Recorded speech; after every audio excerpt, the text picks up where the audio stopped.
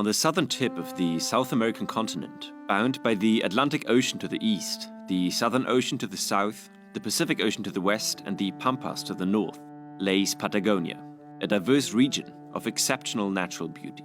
Split between Chile in the west and Argentina in the east, Patagonia is home to 5 main geographical areas, covering glaciers, lakes, deserts, archipelagos, and rocky fjords, which we'll explore in this video. Chapter 1. The Patagonian Desert.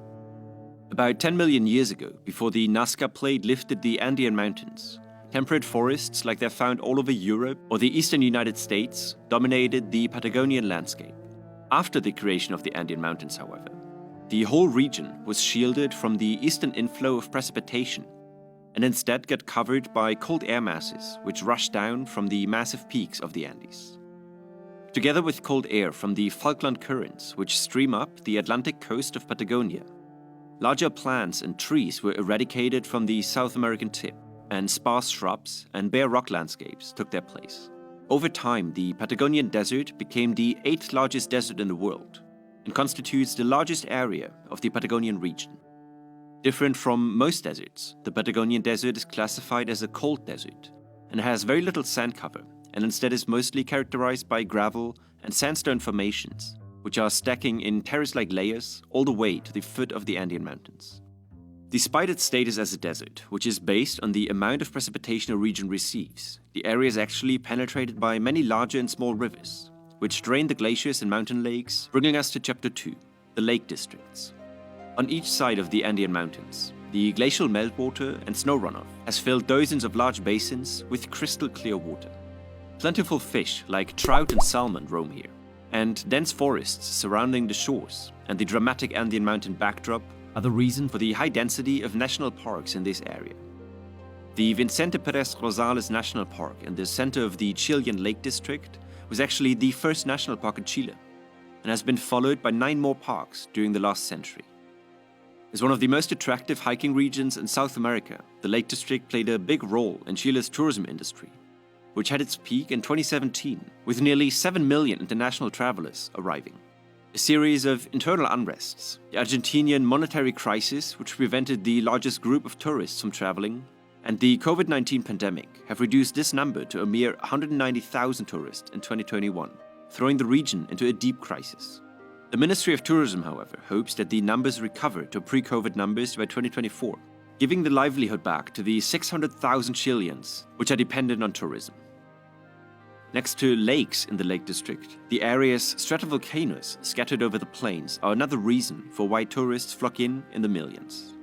Villarrica, Osorno, and Lanín are just some of the year-round snow-covered cones, which even offer little skiing resorts and challenging ski touring routes in the winter.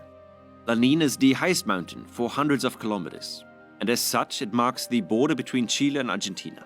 This principle has been applied to almost all the highest peaks of the Andean Mountains, which neatly split the mountain range between the two countries. Following the Patagonian peaks southwards, we enter the 3rd region of Patagonia, Chapter 3, the Ice Fields. During the last global cold period, most of the Lake District and every mountain and volcano from today's Santiago de Chile down to Tierra del Fuego has been buried by a thick slab of ice. The Patagonian ice sheet used to have a volume of 525 cubic kilometers, but this has been steadily declining since its last maximum 21,000 years ago. Today, only 3 remnants can be found between the summits of the southern Andes, and it is estimated that the retreat of the Patagonian ice masses alone has contributed to a sea level rise of 1.2 meters during this time. While most of this shrinking occurred when humans were still in their caveman days, humanity's influence here is undeniable. Researchers have meticulously documented the retreat of these ice fields for the past 100 years, providing us with tangible data on the impacts of global warming in real time. The combined ice masses of Patagonia lost around 6 cubic kilometers of ice per year around the year 1900. But this number has skyrocketed to around 15 by the 70s and 24 by the turn of the millennia. If, or more accurately when, these ice masses will be completely gone is up in the air for now, but the trends do not look promising. The core of the Patagonian ice fields lay at elevations of over a kilometer in the center of the Andean mountain range. But due to the retrieval of the ice, the distance to the fjords on the west coast are just a few kilometers in many instances. The resulting steep slope actually creates some of the fastest flowing glaciers in the world, with the fastest arms traveling at speeds of 28 meters per day towards the ocean.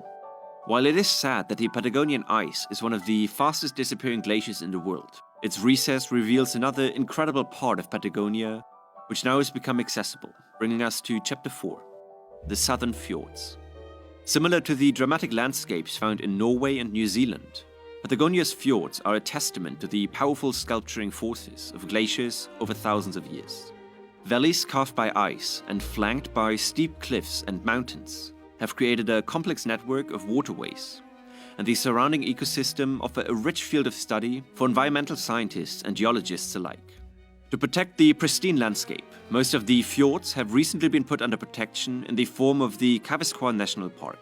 Encompassing over 7 million acres of fjords and islands, Kavesqua is a mosaic of massives, underwater kelp forests, glaciers, fjords, wetlands, and valleys. Basically, a more concentrated version of Patagonia within Patagonia.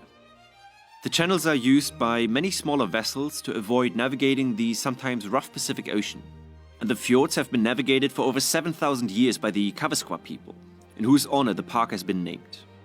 Millions of years of glacial erosion has created the hundreds of islands, but despite its remoteness and harsh environment, many fascinating mammals actually call these almost untouched lands their home. From pumas and tiny deers called pudu on land, to dolphins, sea lions and orcas in the adjoining Marine National Reserve, the Patagonian fjords are one of the last true wildernesses on the planet. Having explored the Patagonian desert, the beautiful lake districts of Chile and Argentina, the fragile ice fields, and the majestic fjords, one last region is missing to have the complete overview of Patagonia, and that is Chapter 5, Tierra del Fuego. With latitudes reaching 56 degrees south, Tierra del Fuego encompasses the southernmost landmass outside of the Antarctic continent. As such, you can find the southernmost city, Ushuaia, the southernmost post office in the Tierra del Fuego National Park, and the southernmost airport at Puerto Williams. When translating the remote archipelago's name, Tierra del Fuego means the land of fire, which today can be a bit misleading, since there is just a single volcano on the archipelago, which isn't even so active. The name actually comes from the first European which crossed the channels. In the year 1520, Ferdinand Magellan was on a mission to circumnavigate the world for the first time, and upon entering the strait, now named after him, he and his crew encountered a series of bonfires on the shores, lit by the indigenous population of the islands. For the coming centuries, the region has been left alone by Europeans and only functioned as a practical waterway connecting the east and western shores of the Americas, since the Panama Canal only opened in 1914. Tierra del Fuego gained recognition during the Patagonian sheep farming boom in the late 19th century, and today the economic focus has shifted to petroleum extraction and tourism.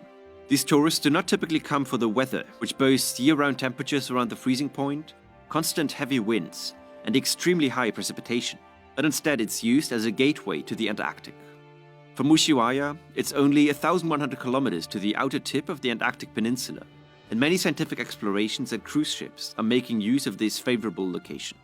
If you want to continue learning about the Antarctic continent, you should check out this complete guide to the geography, history, politics, and science of Antarctica, or check out the video which the YouTube algorithm thinks is best for you. I hope you enjoyed the video, and if you want to see more like it, be sure to subscribe and leave a like. Cheers.